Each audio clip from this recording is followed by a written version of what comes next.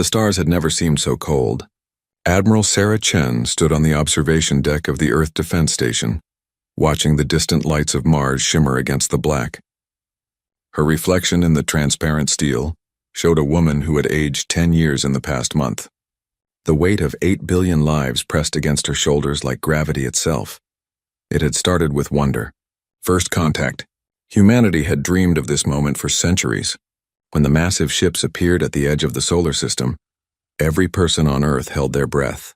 The vessels were beautiful, constructed from materials that seemed to capture and reflect light in impossible ways. They moved with grace that defied physics as humans understood it. The Valorian Galactic Collective had sent their greetings in perfect English, Spanish, Mandarin, and 200 other languages. Their translation technology was flawless. Their diplomats were polite. Their smile equivalent seemed genuine enough through the video feeds. Earth's leaders had gathered in New Geneva for the historic first meeting. Chen had been there, standing in her dress uniform behind the Secretary General. She remembered the exact moment everything changed. High Exarch Velnoth, the Valorian representative, had presented what he called the integration protocols. The translator rendered his words with mechanical precision. Humanity had been evaluated, he explained. Biological scans completed during their approach had revealed promising characteristics. Humans were classified as Category 7 labor species, strong bodies, adaptable minds, useful hands. The Valorian Empire required 60% of Earth's population for immediate deployment to labor, installations across their 10,000 worlds. The remaining 40% would maintain Earth under Valorian supervision. All military forces were to be dismantled within 10 standard cycles. Resistance was unnecessary. This was how things worked in the civilized galaxy. 83 species currently serve the Empire. Humanity should feel honored to join them. The silence in that chamber had been absolute. Then the Secretary General had stood. Chen would never forget his words. Simple, direct, delivered in a voice that did not shake. No, Velnoth had seemed confused. The translation must have failed, he suggested. Perhaps human language was more complex than their systems indicated. He repeated the integration protocols, more slowly this time, as if speaking to children. The Secretary General had not repeated himself. He simply walked out. Every human representative followed. The meeting lasted 4 minutes. Dr. Marcus Webb had tried to explain it to Chen later. He was the chief xenobiologist, the man who had spent weeks trying to understand Valorian psychology. They had made a mistake, he said. A fundamental error in judgment. The Valorians had conquered their galaxy through overwhelming force 10,000 years ago. Then they had convinced themselves it was mercy. In their minds, they were benefactors, protectors. The labor species should be grateful. They had never encountered a species that said no. Not in 10 millennia. Their entire civilization was built on compliance. Their military doctrine assumed surrender. Their integration protocols had no contingency for refusal, because refusal was not supposed to be possible. The Valorians gave Earth 30 days to reconsider. Chen had used every minute. Defense satellites were repositioned. Missile platforms that were supposedly decommissioned were quietly reactivated. Every railgun, laser battery, and kinetic weapon humanity had developed was brought to full readiness. The Mars colonies worked around the clock building more. Nobody really believed it would be enough. The Valorian Collective controlled 10,000 worlds. Earth had barely colonized 3. But Chen remembered something her grandfather had told her. He had been a soldier in one of the last wars before unification. Sometimes, he said, the only choice is to make them pay for every inch.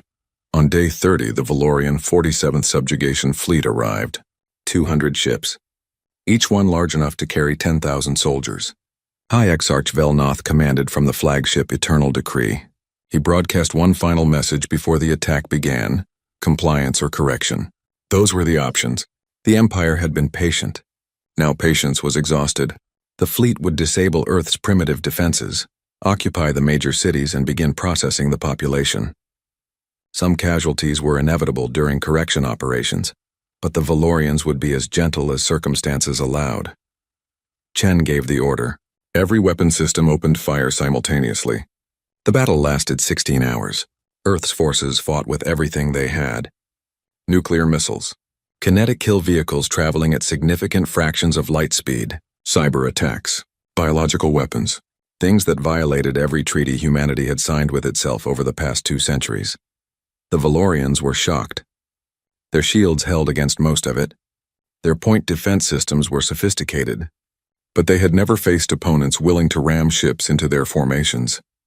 They had never encountered nuclear mines that waited dormant until a vessel passed, then detonated at point-blank range. They had never imagined anyone would deliberately crash a space station into their flagship. By hour 16, the battle was over. The Valorian fleet was destroyed. Not defeated, not driven off, destroyed. 198 ships reduced to debris. Only 2 managed to jump away, both badly damaged.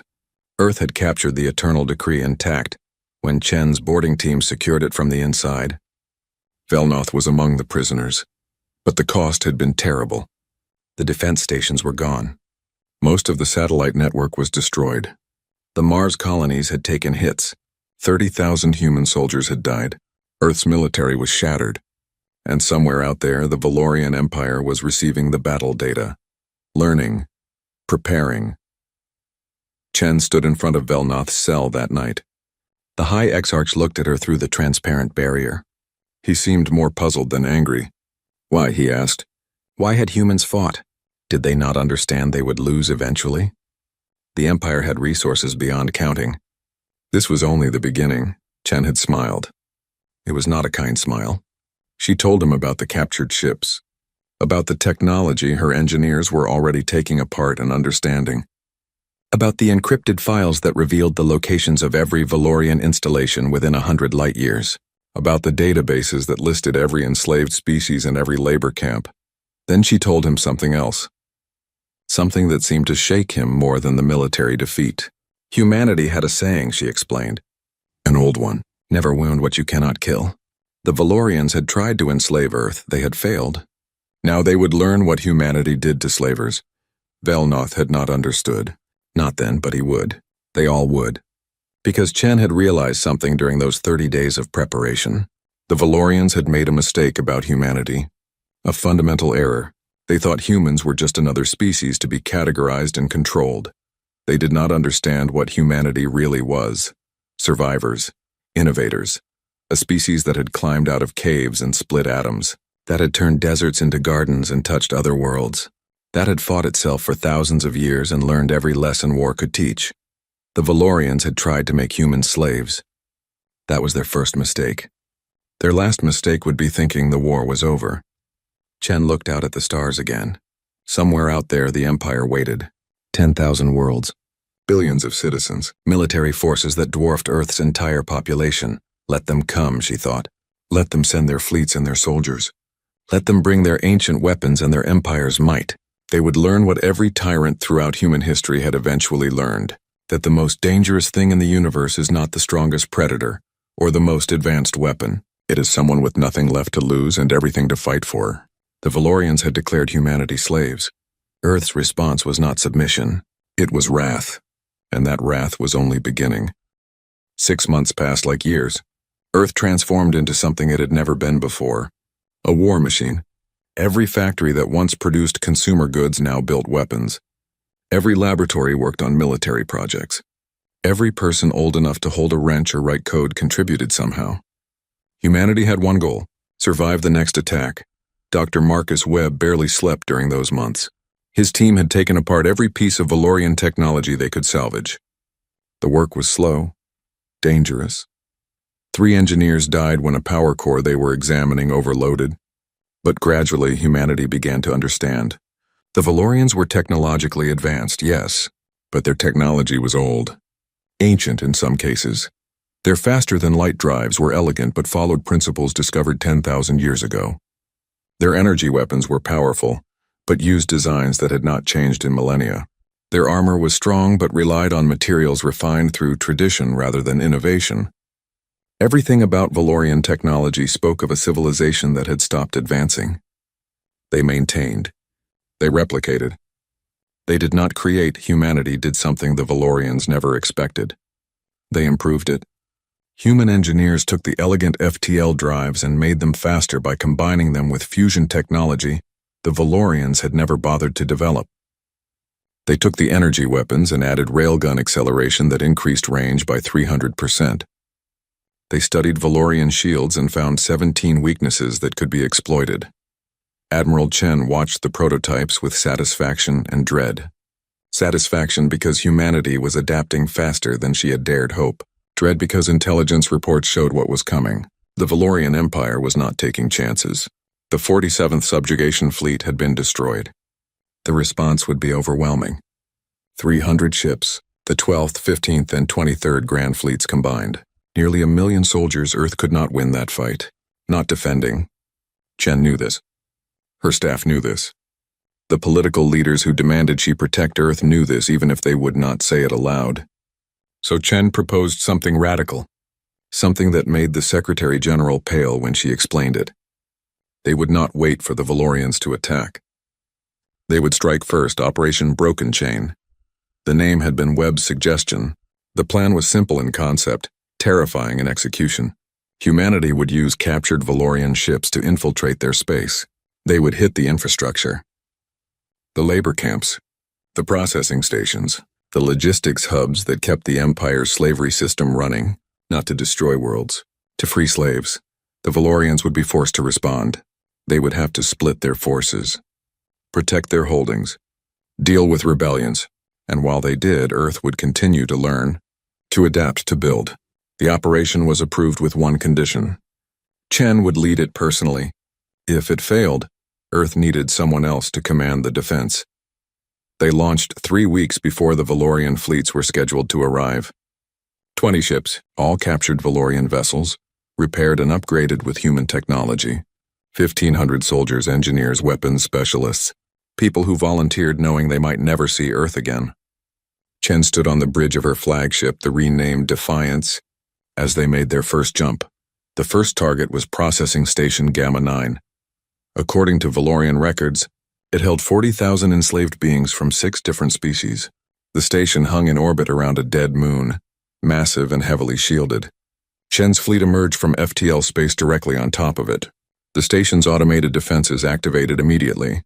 They were fast, but not fast enough. Human missiles using Valorian stealth technology improved with Earth's programming, slipped through the shields before they could fully deploy. The station's power core went offline. Its weapons fell silent. Chen's boarding teams hit the docking ports 3 minutes later. The Valorian guards inside fought briefly. Then they realized what they were facing. Humans did not take prisoners this time. Not guards, not overseers, not anyone who worked for the slavery system. The slaves were another matter. Chen walked through the holding cells after the station was secured. She saw beings that looked like insects, large as humans with 6 legs and compound eyes. Others were aquatic, breathing through apparatus that looked painful. Some were mammals of sorts. Others were things she had no words for. All of them were thin, scarred, broken by years of labor. Through translators, Chen's people explained. They were from Earth. They were here to fight the Valorians. The slaves would be freed. But freedom came with a choice. They could be taken to a safe location, given supplies and left to rebuild. Or they could fight. Humanity would train them, arm them, teach them how to hurt their former masters. Nearly 30,000 chose to fight. The insectoid krill were especially eager. Their species had been enslaved for 800 years. They had tried to rebel twice. Both times the Valorians had killed millions in retaliation. But now they had allies. Now they had hope. And hope, Chen learned, was a dangerous thing to give someone with nothing to lose. Over the next month, Chen's fleet hit 11 more targets. Each time they freed slaves. Each time thousands chose to fight. The human soldiers taught them tactics, how to ambush, how to sabotage, how to turn every piece of Valorian infrastructure into a weapon against its creators. They taught them something else too, something the Valorians had never expected their slaves to learn. Rage. The Valorian Empire began to fracture. Rebellions erupted on 40 worlds. Supply lines were cut. Communications networks went down. The 3 grand fleets that had been sent to destroy Earth were recalled. Split up. Sent to deal with emergencies across 100 systems. It was exactly what Chen had planned. But the cost was higher than she had hoped. Earth's forces lost 6 ships, 3 to Valorian counterattacks, 3 to accidents as human-modified Valorian technology failed in critical moments. 400 soldiers died. Twice that number were wounded. And Chen knew this was only the beginning. The Empire was vast. It could absorb losses that would destroy humanity. But it had never faced a determined enemy before. It had never fought someone who refused to surrender. Messages reached Earth from the liberated species. They wanted to form an alliance. They called it the Free Species Coalition. Humanity would be its military core, they said. The other species would provide resources, labor, intelligence. Together they could resist the Empire. Together they had a chance. The Secretary General accepted. Chen received new orders. Expand operations. Strike deeper. Make the Empire bleed. But be careful. Earth's forces were limited. Every loss hurt. Every ship mattered. The war was far from won. In fact, Chen suspected it had barely started. She was right. Intelligence intercepts showed the Valorian High Council meeting in emergency session. They were arguing. Some wanted to negotiate, to offer humanity client status instead of slavery. Others called for total war. To deploy weapons the Empire had not used in millennia. Ancient things from their conquering days. Planet killers. Reality warpers. Weapons that could sterilize systems the Council voted. 13 to 8. Total var. The extermination fleets would be activated. Chen read the report twice. Then she called her senior officers together. They needed to know what was coming. They needed to prepare, because the Valorians had just made a decision that would define the rest of the war. They had chosen to show humanity what the Empire was truly capable of, and humanity would respond in kind. Chen looked at her officers, men and women from a dozen countries, veterans and volunteers, people who had left everything behind to fight. She told them the truth. The war was about to get worse, much worse, but they had already proven something important. Humanity could hurt the Empire. They could win battles. They could inspire others to resist. The question now was whether they could do more than that, whether they could actually win.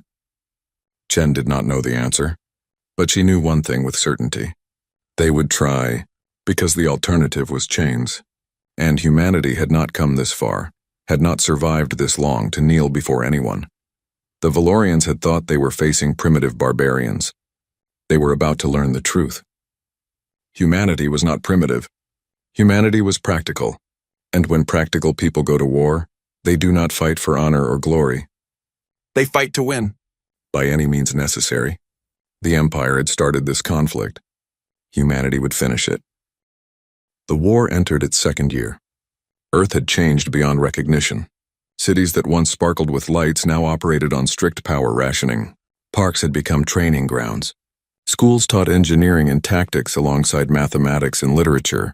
Children grew up knowing the taste of ration bars and the sound of production quotas being announced over speakers. Admiral Chen returned to Earth only twice during those months. Both times she barely recognized her home.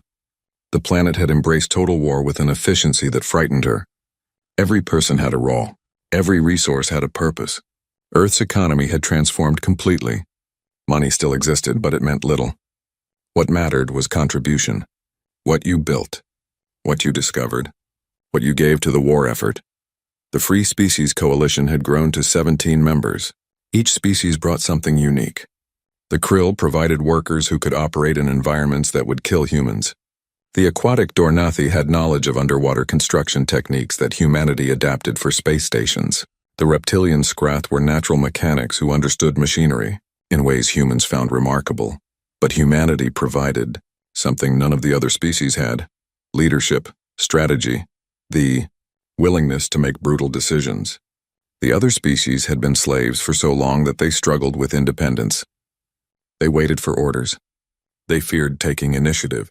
Centuries of obedience had been bred into them, if not genetically, then culturally. Humans had no such hesitation. Chen's officers taught the freed slaves something revolutionary: independent thought. How to question orders, how to adapt when plans failed, how to take risks. The Valorians had created perfect servants. Humanity was turning them into soldiers, and soldiers won wars. The extermination fleets arrived at the Krill homeworld on a Tuesday morning local time. Chen's forces were there defending. The Krill had been the first species to join the coalition. Their world was strategically important, positioned along a major trade route. Losing it would cut supply lines to 40 liberated systems. The battle was unlike anything humanity had experienced. The Valorian ships were different, larger, darker. They carried weapons that bent space itself. Chen watched in horror as one of her destroyers simply ceased to exist, folded into a point and compressed to nothing. Another ship was hit by something that made its hull age 1,000 years in seconds, metal crumbling to rust and then to dust. The Valorians had brought their ancient weapons, things they had not used since their empire was young, things they had forbidden themselves to use for millennia because they were too terrible even for conquerors. But humanity had pushed them to this point, had hurt them badly enough that they broke their own laws. Chen made a decision that would haunt her. The Defiance had captured one of the ancient Valorian weapons months before. Her engineers had been studying it, trying to understand how it worked. They called it a cascade torpedo. It would hit a ship's power core and cause a chain reaction that spread to every nearby vessel. Devastation on an unthinkable scale. She had not wanted to use it. The weapon was indiscriminate. It would kill everyone in the blast radius. But she watched the Valorian fleet systematically destroying her forces. She saw them moving toward the planet, preparing to use their terrible weapons on the surface, on the billions of krill who lived below, on the children in the cities. Chen gave the order. One torpedo, aimed at the center of the Valorian formation. It worked better than her engineers had predicted. The explosion consumed 30 Valorian ships instantly. The chain reaction spread to another 20. 50 vessels destroyed in 12 seconds. The Valorian fleet broke. They had never experienced losses like that. They jumped away, abandoning the battle. But the victory had a price. The weapon's effects had spread wider than calculated. 3 of Chen's own ships were caught in the edge of the blast. No survivors. And on the planet below, the explosion had been visible as a second sun. Millions of krill died from the radiation burst. Cities were evacuated. Medical teams worked for weeks treating the injured. Chen submitted her resignation that night. The Secretary General refused it. The krill leadership sent a message instead. They thanked her. Without her decision, the planet would have been sterilized. Millions died. Billions were saved. It was a trade the krill understood.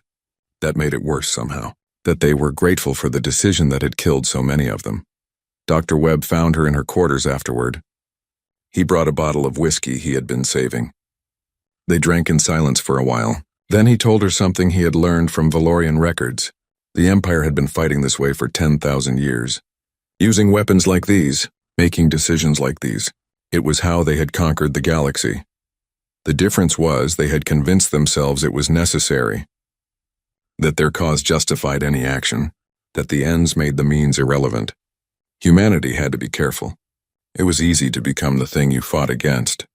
Easy to tell yourself that winning justified everything. Chen did not sleep well after that, but she continued to command, continued to make decisions, continued to fight, because someone had to, and if it destroyed her, if it broke something fundamental inside her soul, then that was simply the cost. Better her than someone who did not understand what they were sacrificing. The war expanded. 50 systems, then 100, then 200. The Valorian Empire was bleeding resources. Their economy, built on slave labor, was collapsing as workers rebelled. Their military was spread thin, fighting on hundreds of fronts. Their government was fracturing as different factions blamed each other for the disaster. But humanity was bleeding too. Earth's population had dropped by 2 million. Some to battle, some to accidents in the factories and shipyards, some to diseases that spread in the overcrowded conditions. The other coalition species contributed what they could, but they were recovering from centuries of enslavement. Humanity carried most of the burden. High Exarch Velnoth remained in his cell on Earth. Chen visited him sometimes. He had become an unusual resource, a window into Valorian thinking. He explained things that confused human strategists, why the Empire did things certain ways, what their cultural blind spots were. Where they were vulnerable, he had changed. No longer the confident conqueror who had presented integration protocols.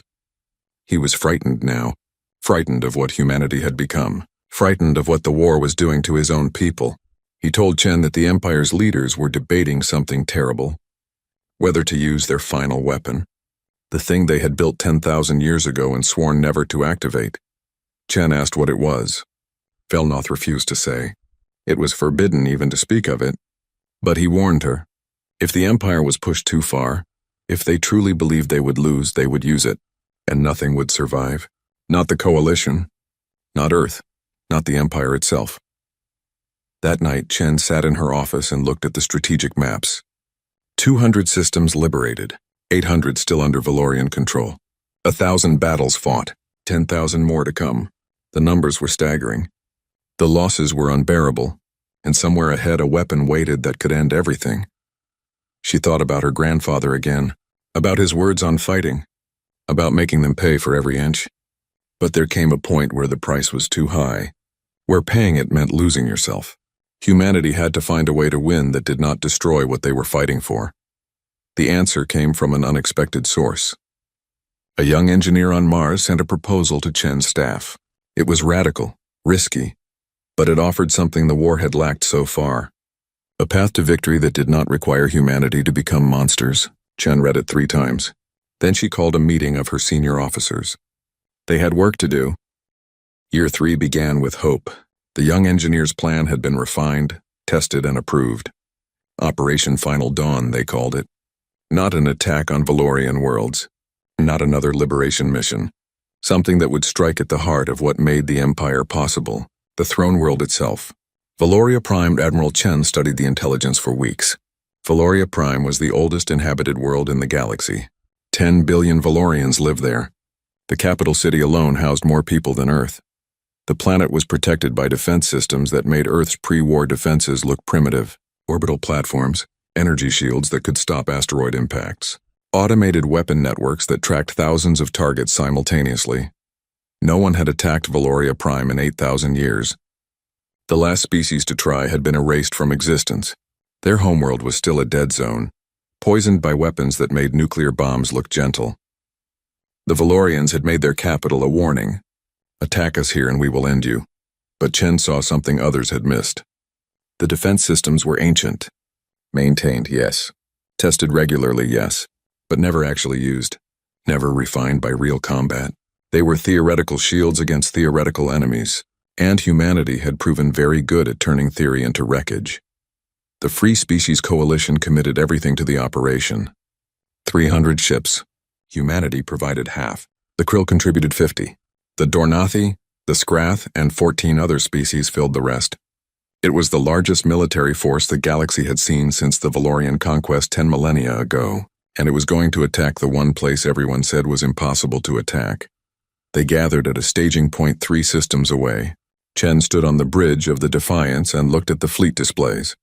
So many ships, so many species working together, slaves who had become warriors, victims who had become soldiers, all of them united by one purpose: to prove that the Valorian Empire could be beaten.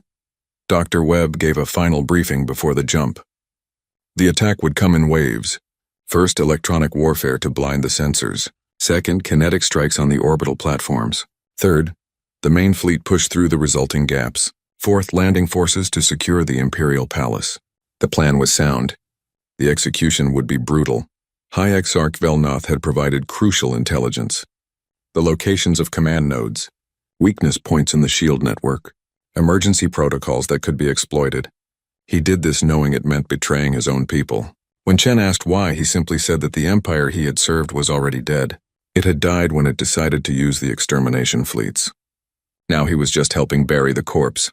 The fleet jumped. 20 minutes of faster-than-light travel. Chen spent them in silence, reviewing the plan one final time. Her officers did the same. Everyone knew the odds. Independent analysis suggested a 70% chance of complete mission failure, a 20% chance of partial success, a 10% chance they would actually reach the planet, but they were going anyway. Because 10% was better than nothing. They emerged in Valorian space and found a surprise waiting. The Valorians had known they were coming. Intelligence had leaked somehow. Or perhaps the Empire had simply prepared for every possibility. Whatever the reason, Valoria Prime's defenses were active and ready, and they were not alone. 50 Valorian warships hung in high orbit. The battle began immediately. The Valorian ships moved to intercept. Chen's electronic warfare teams went to work, flooding the system with false signals and jamming transmissions. The orbital platforms opened fire. Energy beams cut through space, destroying 3 coalition ships in the first minute. Missiles flew in both directions. Space filled with debris and expanding clouds of gas from ruptured hulls. But humanity had learned. 3 years of war had taught them things the Valorians still did not understand. Human ships moved erratically, refusing to follow predictable patterns. They used the debris as cover. They coordinated in ways that confused Valorian targeting systems, and they fought with a desperation the Empire had never faced. Because this was not a battle. This was everything. Win here or lose the war. Chen watched as a Krill destroyer rammed an orbital platform at full speed. The explosion took out the platform and created a gap in the defenses. Human ships poured through. The Dornathi followed, their vessels designed for underwater combat proving surprisingly effective in the chaos of space battle. One by one, the platforms fell. The Valorian warships fought well. Their crews were trained. Their technology was still superior in many ways. But they were outnumbered, and they were facing enemies who did not retreat, could not retreat. This was the end game, the final push. Everything humanity and its allies had fought for came down to this moment. It took 4 hours. 4 hours of continuous battle. At the end, the orbital defenses were silent. The Valorian ships were destroyed or fleeing. The way to the planet was open. Chen's fleet had lost 80 vessels, 30,000 dead. But they had done the impossible. They had breached Valoria Prime's defenses. The landing forces deployed. 10,000 soldiers in dropships. Human, Krill, Dornathi, Scrath. Every species the Empire had enslaved now coming to its capital. The irony was not lost on anyone. Chen led the assault personally. She had started this war. She would finish it. The Imperial Palace was a fortress. Walls that could withstand orbital bombardment. Internal defenses that made breaching them a nightmare. Guards who fought with religious fervor. But Chen's forces had something the Valorians did not. Experience. 3 years of urban combat. 3 years of learning how to fight in places that were supposed to be impregnable. They used explosives to create new entrances, breached walls from unexpected angles, flooded corridors with smoke and nerve agents, fought room to room with a ruthlessness that shocked even Chen. The liberated species remembered their years of slavery. They gave no quarter, asked for no mercy. This was vengeance, pure and absolute. Chen reached the council chambers 6 hours after landing. The High Council of Valoria waited inside. 13 beings who had ruled the galaxy for millennia. They looked old, tired. They had expected to die in comfort, surrounded by luxury. Instead, they faced soldiers covered in dust and blood, carrying weapons that still smoked. The council leader spoke first. He offered surrender, unconditional. The Empire would dissolve. The labor camps would be closed. The slaves would be freed, all of it, everything humanity had fought for. He asked only that the killing stop, that the council members be allowed to live out their days in peace. Chen wanted to refuse. Part of her wanted to see them face justice for their crimes, for the billions enslaved, for the worlds destroyed, for everything the Empire had done in its 10,000 years of rule. But she thought about what Webb had said, about becoming the thing you fought against, about the cost of victory. She accepted the surrender. The council would face trial, war crimes tribunals, justice, not vengeance. It was the hardest decision she had made, harder than using the Cascade torpedo, harder than any tactical choice, because mercy for monsters felt like betrayal of their victims, but the alternative was to prove the Valorians right. That power made cruelty inevitable. The war ended that day. 3 years, billions dead, thousands of worlds scarred, but it was over. The Valorian Galactic Collective, an empire that had stood for 10 millennia, dissolved in a single afternoon. The labor camps were opened. The slaves walked free, and across the galaxy, species that had known only chains began to remember what freedom felt like. Chen stood in the council chambers long after everyone else had left. She thought about everything that had led to this moment, about the Secretary General saying no, about the first battle, about all the people who had died so that this day could happen. She had won. Humanity had won. But the victory tasted like ashes, because winning had cost them something precious. Their innocence, their belief that they were fundamentally good. War had shown them what they were capable of, and that knowledge would never leave them. Peace was harder than war. Admiral Chen discovered this truth in the months following the surrender. The Valorian Empire had dissolved, yes. The slaves were free, yes. But what came after was chaos. 1,000 worlds suddenly without government. Billions of beings who had lived under oppression now facing a vacuum of power, and humanity, willing or not, stood at the center of it all. The Free Species Coalition tried to become something more permanent, a galactic government. But the member species could not agree on anything. The Krill wanted revenge trials for every Valorian who had held authority. The Dornathi argued for reconciliation. The Scrath proposed splitting the former empire into independent zones. Humanity tried to moderate, but Chen quickly realized they were seen not as equals but as leaders. And that was dangerous, Dr. Webb warned her repeatedly. Empires that fell quickly often led to worse things. Civil wars, warlords, regional tyrants. The galaxy had been stable under Valorian rule, even if that stability was built on chains. Now those chains were broken and nobody knew what would replace them. Into that uncertainty, ambitious beings would step. Some wanting power, some wanting revenge. All of them dangerous. The war crimes tribunals began on Earth. It was a compromise. No species trusted another to be fair. Earth was seen as neutral, a new power without the baggage of the old conflicts. Chen watched the first sessions and felt sick. The evidence was overwhelming. The Valorians had committed atrocities across centuries, but many of the accused seemed genuinely confused.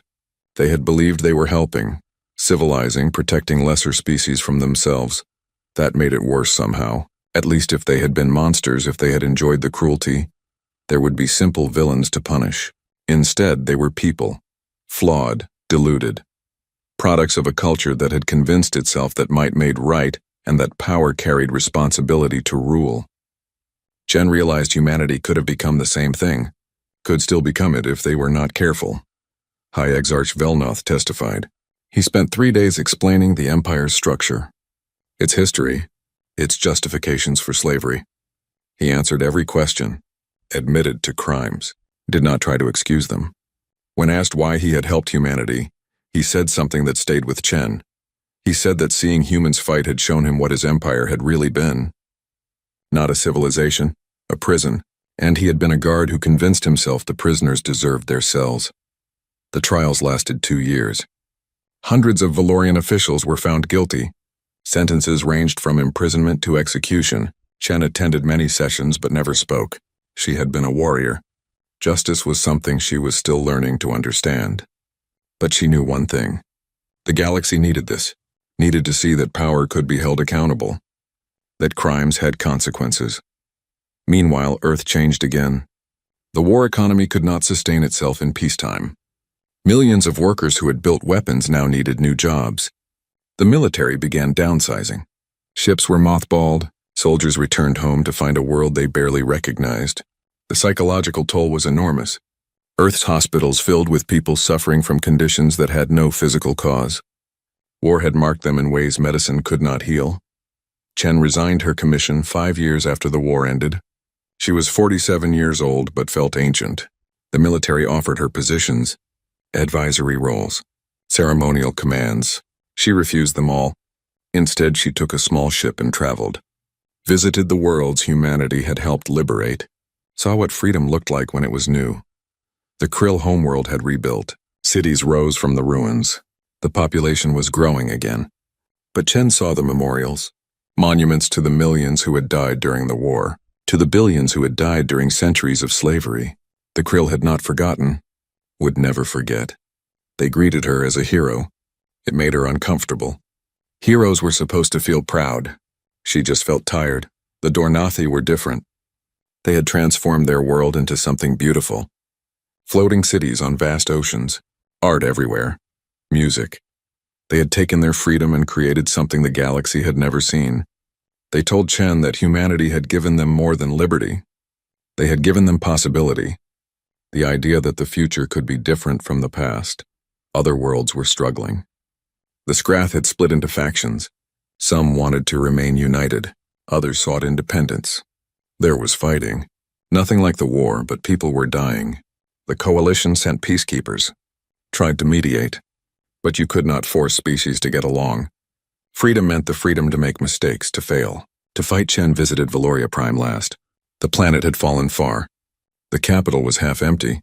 The palaces were museums now. showing the Empire's history without hiding its crimes. The Valorian population had shrunk. Many had emigrated, seeking places where their species was not hated. Those who remained were trying to build something new, a society without slaves, without conquest. They were struggling. She met Velnoth there. He had been released after serving his sentence. He worked now at one of the museums, gave tours, explained the Empire's weapons, its strategies, its failures. He looked older, broken in ways that went beyond physical. He told Chen he was glad she had come, that he wanted to show her something. He led her to a new monument. It stood in the center of the old council plaza, made of metal from scrapped warships, both Valorian and Coalition. It showed figures from every species, human, Krill, Dornathi, Skrath, Valorian, all of them standing together. The inscription was simple: never again, for anyone.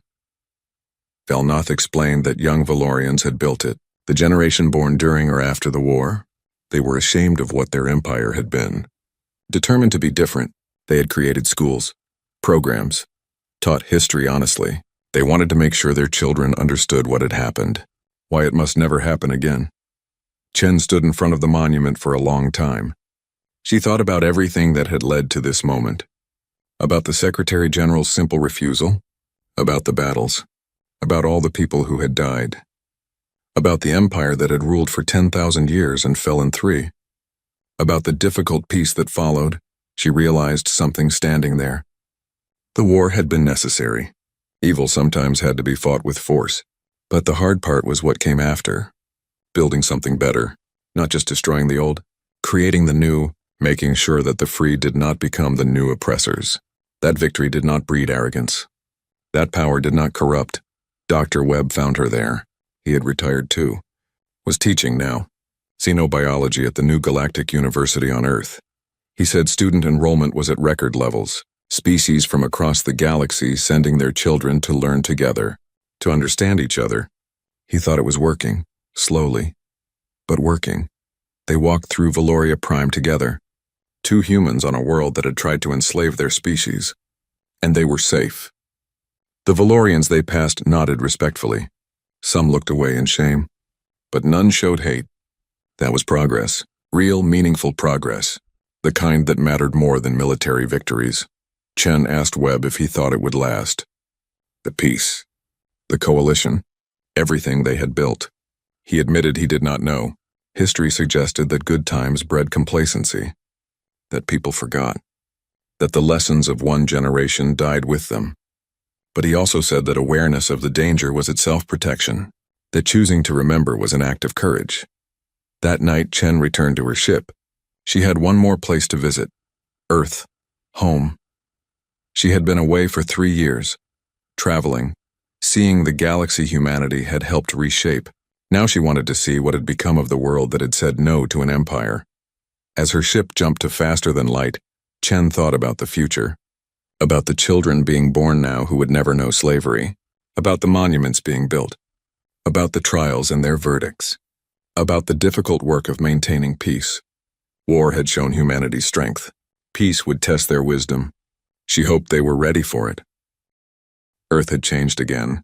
Admiral Sarah Chen barely recognized the planet as her ship descended through the atmosphere. The scars of war were healing, cities rebuilt, forests replanted. The orbital defenses were gone, replaced by communication satellites and scientific stations. Earth had turned away from war, or at least it was trying to.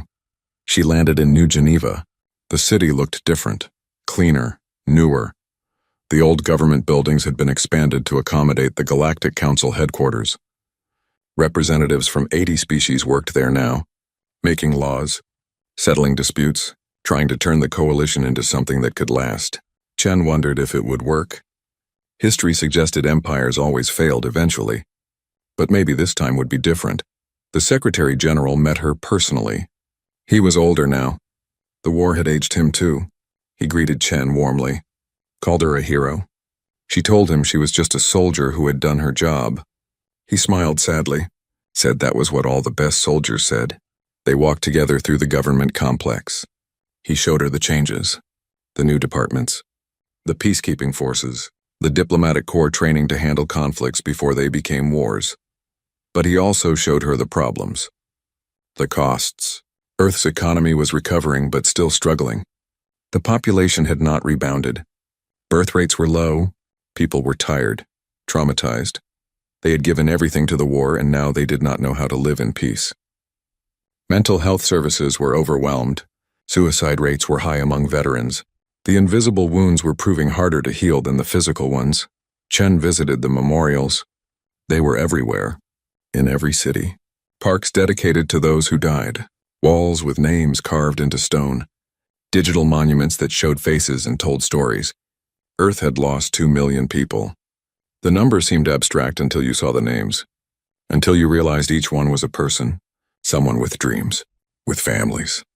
With futures that never happened. She found her own name on one memorial. Not among the dead, but on a plaque honoring commanders. It made her uncomfortable. She had made decisions that killed people. Her own people. The Cascade torpedo at Krill Prime haunted her still. The memorial treated her as a hero. She felt like a survivor who had been lucky and ruthless in equal measure. Dr. Webb hosted a dinner that night. He had invited old friends. Officers Chen had served with. Engineers who had built the weapons. Diplomats who had negotiated the peace. They ate and drank and told stories. Some were funny. Some were sad. All of them were true. Chen realized this was therapy.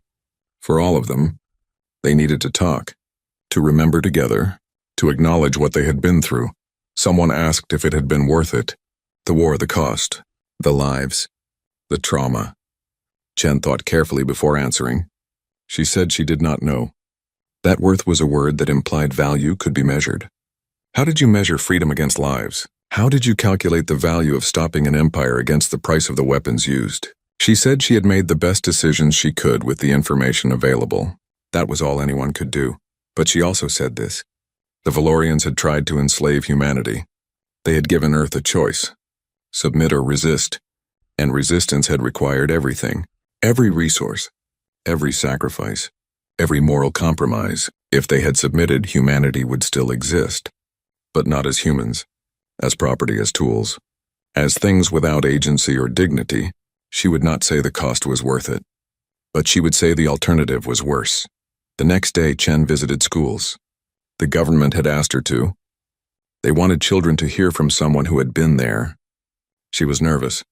What did you tell children about war? How did you explain killing and being killed? But she went. Because someone had to. Because the next generation needed to understand what had happened and why. The children asked hard questions. Why did you fight? Were you scared? Did you kill people? How many? Chen answered honestly. She told them war was terrible. That it destroyed things that could not be rebuilt. That it changed people in ways that never healed. But she also told them that sometimes terrible things were necessary, that evil existed and good people had to stand against it. Not because fighting was noble, but because the alternative was worse. One girl asked if Chen would do it again, if she knew then what she knew now. If she understood the cost, would she still fight? Chen looked at the child. She was maybe 10 years old, born during the war. She had never known slavery, would never know chains. She lived in a galaxy where species could choose their own paths, where freedom was assumed, not fought for. Yes, Chen said, she would do it again. Not because war was good, but because slavery was worse. Because some things were worth dying for, worth killing for, worth sacrificing everything to prevent. She hoped this girl would never have to make such choices. But if she did, Chen hoped she would have the courage to do what was necessary. That night, Chen stood on a hill outside the city. She could see the lights spreading below. Ships coming and going from the spaceport. Earth was connected to the galaxy now, part of something larger. The isolation that had protected humanity for thousands of years was gone forever. They were galactic citizens now. With all the opportunities and dangers that implied, she thought about the Valorians, about their empire, about how it had stood for 10,000 years and fallen in 3. She thought about the cycles of history, about how the oppressed became the free, and how the free sometimes became oppressors. It was a pattern that repeated across time and space. The challenge was breaking it, building something that lasted without becoming the thing it replaced. Webb joined her on the hill. He brought coffee. They sat in comfortable silence for a while. Then he said something that stayed with Chen. He said that humanity had proven two things. First, that slaves made terrible victims. That people with nothing to lose fought with a desperation that could topple empires. Second, that humans could be liberators without becoming conquerors. They had broken chains without forging new ones. But, he said, the hard part was maintaining that balance. Power corrupted. Victory bred arrogance. The galaxy was looking to humanity for leadership. That was dangerous. History showed what happened when one species dominated others. The Valorians had started with good intentions too. Humanity had to be careful. Had to remember. Had to stay humble, Chen agreed. She said that was why the monuments mattered. Why the trials mattered. Why teaching children honestly mattered. Memory was a weapon against repetition. If humanity remembered the cost of war, they would be reluctant to fight. If they remembered the danger of power, they would be reluctant to rule. The challenge was making sure each generation learned that the lessons were not lost. They sat on that hill until dawn, watching the stars fade as the sun rose.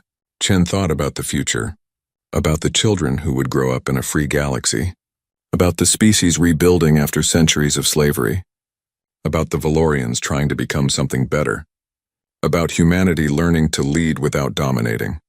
It would not be easy. Peace never was. Wars had clear goals: defeat the enemy, win the battle, survive. Peace was ambiguous. Success meant maintaining something that was always at risk, preventing conflicts before they started, building relationships between species that had no common history except shared trauma. But Chen was hopeful, cautiously, carefully, because hope was what had won the war. Hope that freedom was possible, that resistance could succeed, that a small planet could stand against an empire. That hope had been rewarded. Now they needed a different kind of hope. Hope that peace could last, that different species could coexist, that power could be used responsibly. The sun rose fully. Chen stood and stretched.